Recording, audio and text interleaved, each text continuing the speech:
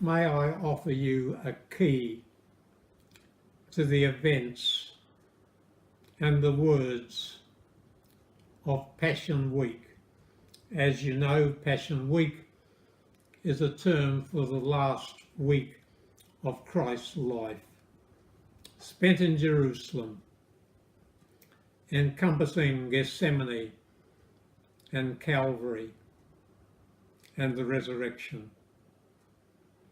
Here is the key. The events and words of Passion Week typify events at the end of the world. Passion Week is the end of the Old Testament dispensation. With the resurrection began the new resurrection, the new dispensation. So listen carefully while I outline how Passion Week is a type of the end of the world.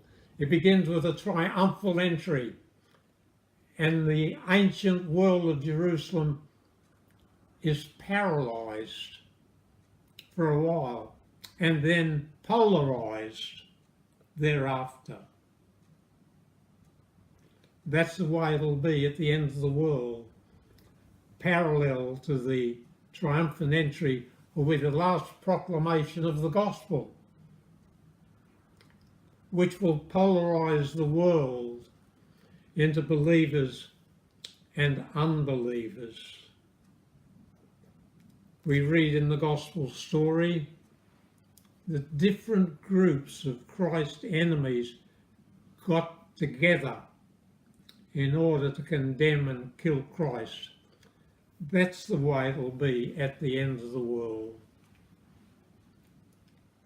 Atheists, agnostics, unbelievers, people that hate God will join together to persecute those who've presented the gospel in such a way as to polarise the world. In Christ's day, church and state united. Caiaphas and the priest linked with the Roman power, church and state. Revelation chapter 13 says that's the way it'll be at the end of the world. The world will be in such a mess.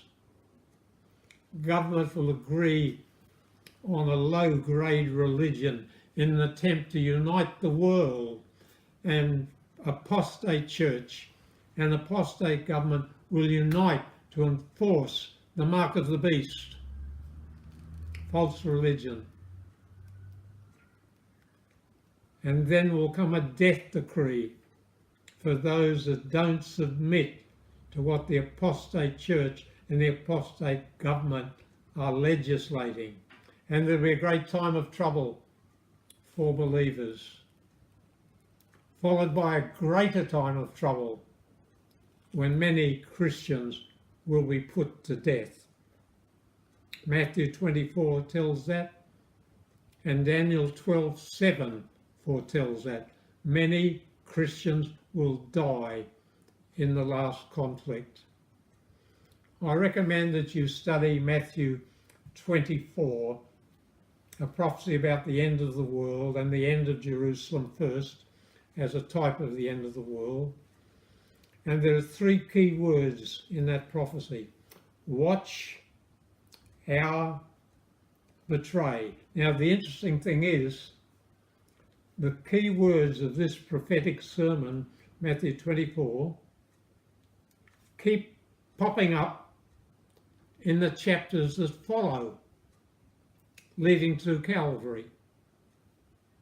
The word watch occurs over and over. The word hour occurs over and over. Betray occurs over and over. God is telling us the events at the end of Christ's life prefigure the events at the end of the world, when there'll be a triumphant proclamation of the gospel. Revelation 18, 1-4 says the world will be lightened with the glory of God. That's the final proclamation. But it polarises the world into friends and enemies of Christ. and church and state will unite. The world will be in such a mess. They want a low-grade religion everybody can agree on and stop the chance of war that will destroy them. So church and state will unite at the end of the world, as Caiaphas and the priest united with the Romans. Then will come a death decree if you don't conform. It's very dangerous to be a Christian. If you're a Christian, you're a non-conformist. I lost my job as a teacher because I told the truth. That sort of thing happens over and over to Christians. Christians cannot be conformists. They cannot be like the world. So there'll be a death decree that will lead to a great time of trouble, followed by a greater time of trouble when many will be slain because of their fidelity to the cross. So I want you to understand, when you read the events of Passion Week, those events foretell what is coming. Notice this, the key theme right through the week is judgment. On the eve of Passion Week, Christ says, now is the judgment of this world. And most of his sermons, talks, statements through Passion Week are about judgment. He talks about a king who has a wedding feast for his son, and people slay the messengers. So the king sends his army and destroys their city, foretelling what happened in 70 AD. Christ talks about himself as a stone. He says, whoever falls on this stone opposing it will be broken. And if you're still opposing Christ when he comes the second time, you'll be ground to powder. Over and over, the theme in Passion Week is about judgment. It climaxes when the king comes in his glory and divides the nations and the people. Doesn't talk about religion. Doesn't talk about faith. It just talks about love. You fed me when I was hungry. You clothed me when I was naked. You visited me when I was sick or in prison. But to the wicked he says, when I was sick, you didn't come to me.